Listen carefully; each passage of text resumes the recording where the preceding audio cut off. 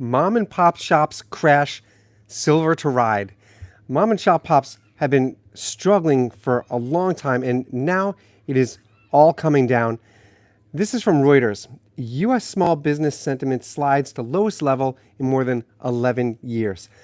I'm going to break this down for you and show you how specifically these shops that we go to in our local communities, they are under the most stress that they've ever been with the economy that we're in right now. And this specifically relates to the silver that we've been stacking.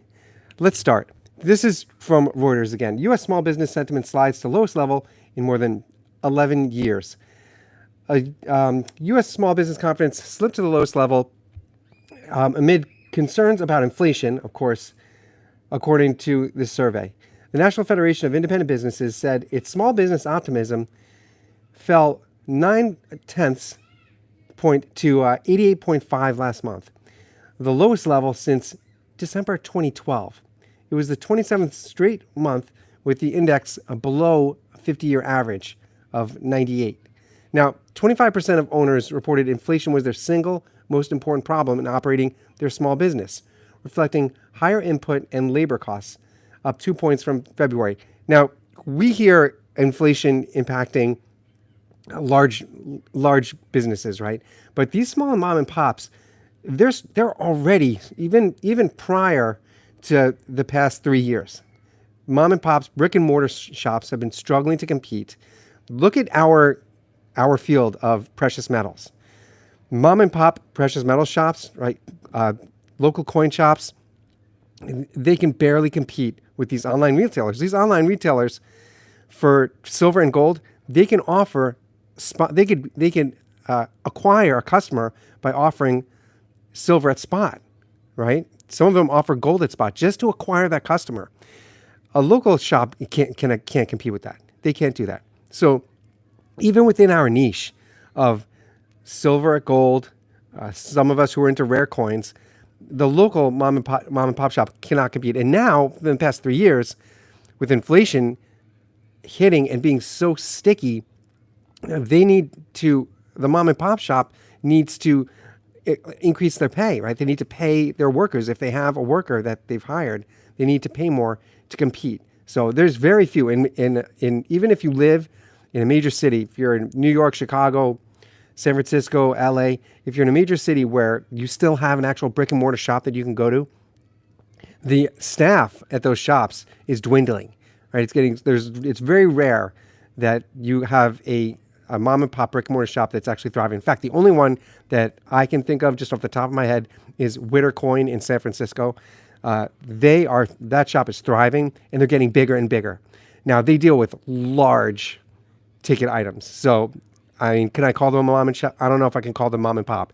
You know, the owner, Seth Chandler, he buys and sells $1 million coins. So maybe mom and pop is not the right word. Local, they are local if you live in San Francisco. Okay, let's keep going with this article. This article says the share of business raising average selling prices rose 7 points from the prior month. That aligns with a pickup in consumer prices in the first 2 months of the year. Price increases were prevalent in the finance, retail, construction, wholesale, and transportation sectors. There was also an increase in the share of businesses raising compensation even as demand for labor is cooling. That's what I'm talking about. They need to raise their wages for their workers even as in other sectors it's cooling off. The NFIB reported last week that hiring plans among small businesses in March were the weakest since 2020.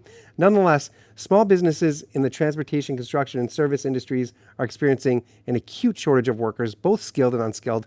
The government reported last week that the economy added 303,000 jobs, right, in March, with the unemployment rate falling to 3.8%. We heard this, but small businesses are really being hit with this struggle over inflation. By the way, if you're enjoying this content, please hit the like button. It really means a lot. Click subscribe. Help get this information out there. It really helps and it means a lot.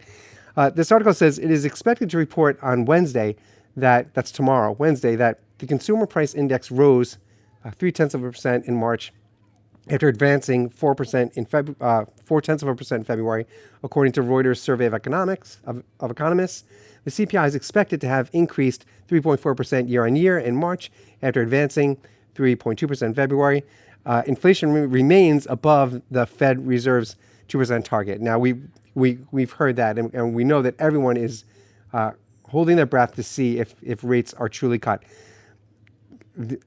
As we look at mom and pops in our local area, here's good news for the mom and pop and good news for everyone regarding silver.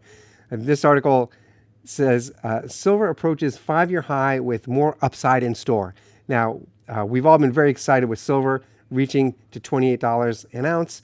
That is a 5-year high easily, because the past 2 years have been so painfully stagnant.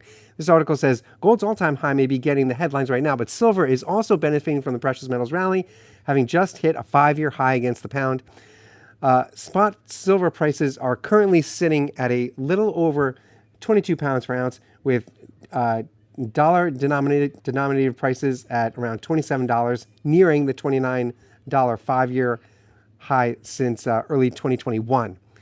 Analysts at UBS suggested silver could still be cheap, though, given it's still 40% below the ATH of almost $48 notched way back in 2011. I don't expect silver to go even close to that. That's just my opinion. I'm not a financial advisor. I'm giving you my opinion. I don't see silver having this skyrocket like we've seen the 2 times within the past 50 years. I see silver easily edging up to low 30s, like $31, $32 an ounce. I can definitely see that. And gold, I could I'm just telling you my opinion. I could see gold reaching up toward 2,400, but I don't really see it going much past that. That's just my opinion. I've been stacking metals for years and years, and I'm just telling you my opinion. I'll tell you this also. I'm holding for now. I'm not jumping in to buy. I'm maybe if we get a correction next week, meaning silver's price gets a correction and drops, starts holding some more, I'll jump in to buy again. I also want to highlight this article that says silver to ride coattails of gold's record prices, and we were seeing it do that. This article says silver has the most potential to benefit from a sustained rally in gold among the precious white metals. While not at all-time highs like gold, silver recently touched 5-year highs again. And this author is stating, I'm just going to summarize it for you. I don't want to read the whole thing. This author feels that because gold is at its record high, silver, according to this author, will reach up to its record high. Now, again, I see a correction coming. I absolutely am going to push back a little bit on these articles. I see a correction for silver coming. I wouldn't be surprised at all if next week we see a drop in silver and it starts to level out. And when that happens, that's when I'm going to go back in and buy. As of right now, I'm holding, I'm staying, and I'm just storing my cash and waiting for silver to get to more of a buy price for me. Even to say buy price for silver, it's still within reach. Even if silver goes to $30 an ounce, the difference, between $25 and $30 an ounce is really that it's not too painful. But I can absolutely see it leveling out, and that's going to be the point where I'm going to jump back in and pick up some rounds, pick up some maybe. I'm actually thinking maybe a 10 ounce bar. I haven't got one of those in a while, and I feel like maybe the end of next week. That's my crystal ball. I'll tell you my crystal ball. That's when I see silver starting to level out.